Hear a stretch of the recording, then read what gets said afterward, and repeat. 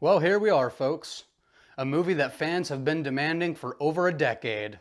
A battle of the two biggest names in horror history. This was like the early 2000s equivalent of Iron Man fighting Captain America, Batman squaring off against Superman.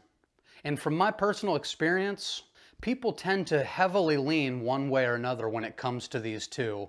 Like, you can be a fan of both, which I am, but you either have your diehard Freddy fans or you have your diehard Jason fans.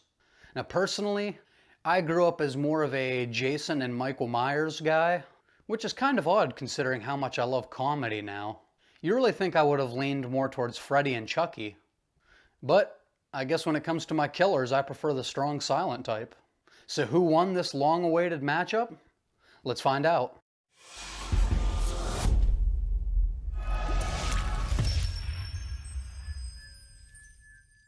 Released in 2003, Freddy vs. Jason gives us a movie that actually takes place the year it came out. Even though Jason X came out first, it takes place 7 years after the events of this movie. Fuck the Friday the 13th timeline. Now, this entry begins with a brief history of the Nightmare on Elm Street franchise, and Freddy Krueger explaining that the children of Springwood have all forgotten about him, meaning he's powerless. So he disguises himself as Pamela Voorhees and gives Jason a get-out-of-hell-free card to go on a killing spree on Elm Street to get the fear back. And I have to admit, I have a lot of issues with this movie, but I really liked how they handled this aspect. It feels realistic and well thought out as far as how Freddy actually gets his power back. After the opening credits with a strange song choice for a horror movie, we're introduced to some of our main characters, including Final Girl Lori, Kia. Say my name. I just did, Kia. And the very killable Trey. Whoa, babe. Tell you about kissing me after you smoked, huh? Babe, make me ask you twice, okay? Babe, you know I don't like to be touched after, okay? If ever somebody deserved to die in this franchise, it's Trey. But we haven't gotten to Trent yet in the remake. Fucking Trent. Luckily for us, Jason agrees and we get this awesome death sequence.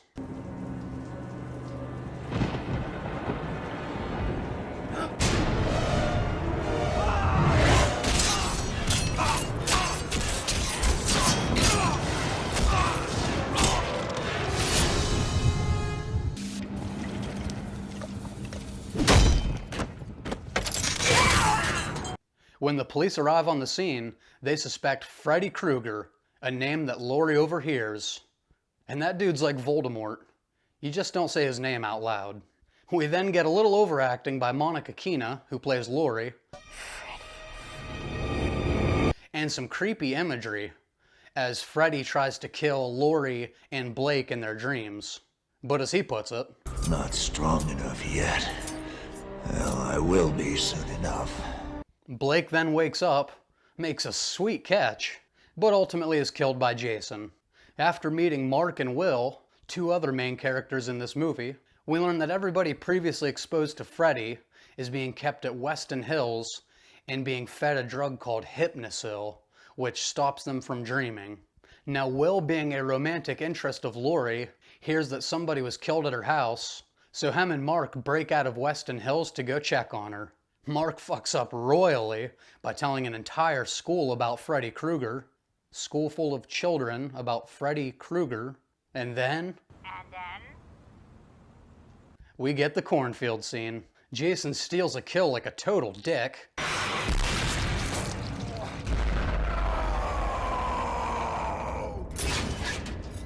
She's mine! Mine! Mine! But he also prevents a rape. Not the first time he's done this. He's a good man, damn it. He then proceeds to have a field day. Get it? 'Cause cornfield? No. Poke and you weren't inside. Son of a bitch.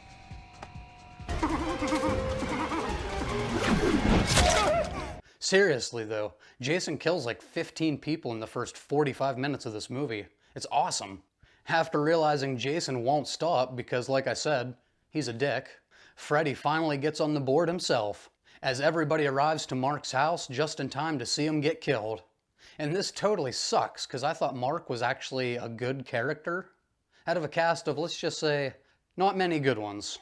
Then in a scene with one of the cringiest lines in this entire franchise. Wait a minute. Freddy died by fire, Jason by water. How can we use that? We get a scene ripped right out of Nightmare on Elm Street, where Laurie falls asleep and brings Freddy's ear back into the real world. So they now know they can try to bring Freddy to the real world and let him and Jason kill each other. Will mentions Hypnosil, and everybody heads back to Weston Hills to get their hands on some. While there, Jason kills Deputy Stubbs, the other person with actual character development, and Freddy possesses Jay. Oh, that's not Jay. Oh, Freeburg, right. Freddy possesses Freeburg and dumps all the Hypnosil while putting Jason to sleep so he can deal with him in the dream world. While Jason's asleep, the group decides to drive him back to Camp Crystal Lake because, well, they just really wanted Springwood and Camp Crystal Lake in this movie. And Laurie is given a tranquilizer so she can pull Freddy back into the real world. And while all this is going on, we get Freddy kicking Jason's ass in his dream. This scene is fantastic. Freddy's humor really shows here, and this is just a good time. Other than one small little detail. Come on!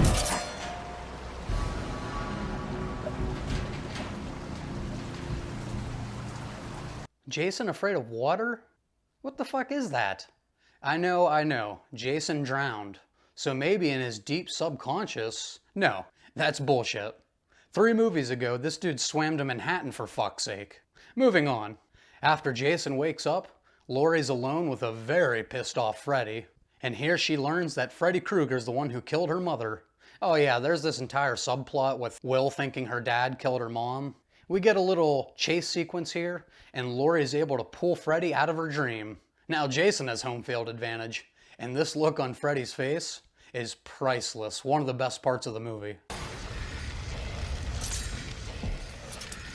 And as a quick side note, I have to give Kia some major respect here. She's definitely not afraid of Freddy. She even talks down to him, albeit with some dialogue that hasn't aged exactly gracefully. What kind of faggot runs around in a Christmas sweater? And after Kia's death, we get the ultimate showdown. And for all this movie's shortcomings, it definitely lives up to its namesake. This sequence is batshit crazy, and I'm here for it. We have limbs being cut off. We have a more violent version of the Three Stooges eye poke. And we even have Freddy dropping a fucking elbow. Makes me laugh every time I watch it. I never wanted this scene to end. But all good things must end. As long as they finish it on a strong note and not some cringy line of dialogue. Come to my world, bitch!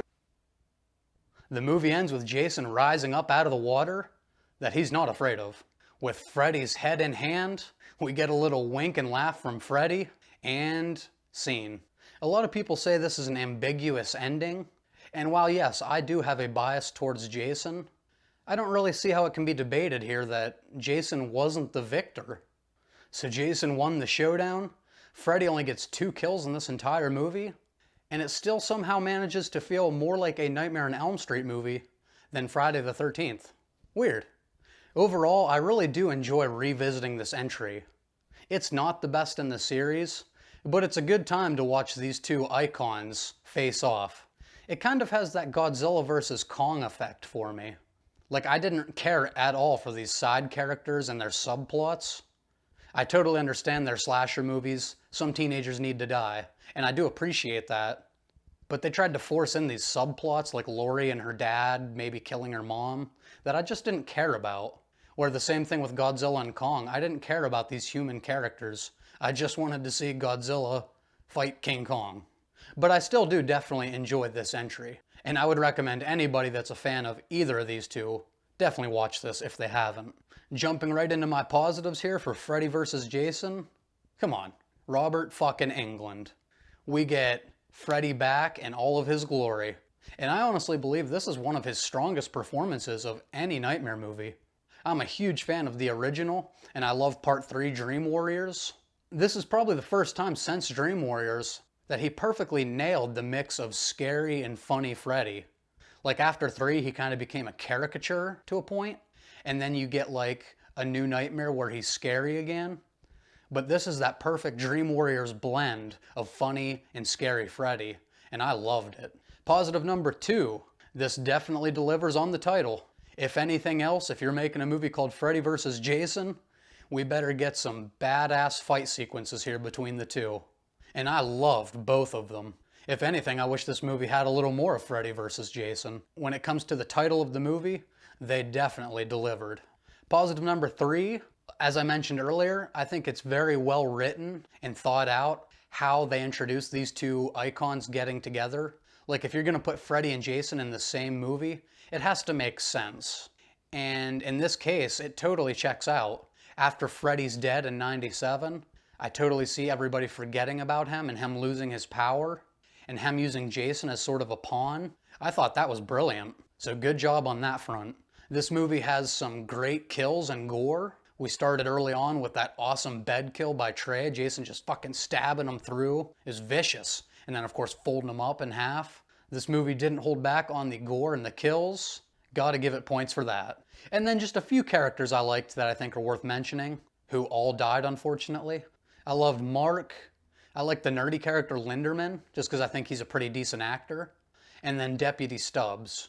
I think these three actually infused some personality into the movie, and the rest of the cast was pretty forgettable, which I'll be getting into right now. As far as my negatives go, I was not a fan of the rest of this cast, other than the three I just named. I really didn't see any on-screen chemistry with Laurie and Will, and I think these characters are average to forgettable. And going right from that, my second negative is this final girl. I know there are people that love Monica Kena's performance as Laurie. To me, it didn't work. She gives some of the cheesiest and cringiest lines in the entire franchise, and I just feel like she's kind of overacting here. Like, she needs to just take it down a level or two. And branching off Laurie, didn't need the subplot with her dad maybe killing her mom. I don't know why they put that in this movie. Just kind of a time killer or a scene filler. Really didn't need to be in here. That's just a subplot that I don't think anybody wanted or needed. My next negative is there's a lot of visual choices in this movie that I really didn't care for. Like, they really like to go to that choppy slow motion a lot, most notably in the cornfield scene. I was not a fan of that effect. And this movie's also full of people just like flying through the air unnecessarily. And then lastly, this is a two-parter. Let's get into Jason. You know we have to talk about it. Nothing against Ken Kersinger, but in my opinion, he's the first Jason that really doesn't bring anything to the role. I know they wanted a bigger Jason, like so he looked more hulking against Freddy. This entry really could have used Kane Hodder. It's such a shame coming off a couple shitty entries that Kane Hodder didn't get to do this movie against Robert Englund. And my second part about the Jason is just the fear of water thing. I hate it. I absolutely hate it. Hate it. I'm sure there are people that'll try to justify it with like him drowning, but Jason's not fucking afraid of water. Go back and watch the franchise. He's in the water almost every movie. But that's gonna do it for Freddy vs. Jason. Please, please, please let me know what you thought of this movie. Love it? Hate it? Somewhere in the middle? Do you think they did these two icons justice? Let me know right down here in the comments. Be sure to give me a thumbs up and subscribe right over here so you don't miss any future content. And if you enjoyed this review, be sure to check out a few of my other Friday the 13th reviews right over here. And until next time, we'll see you guys for the final installment, the Friday the 13th reboot.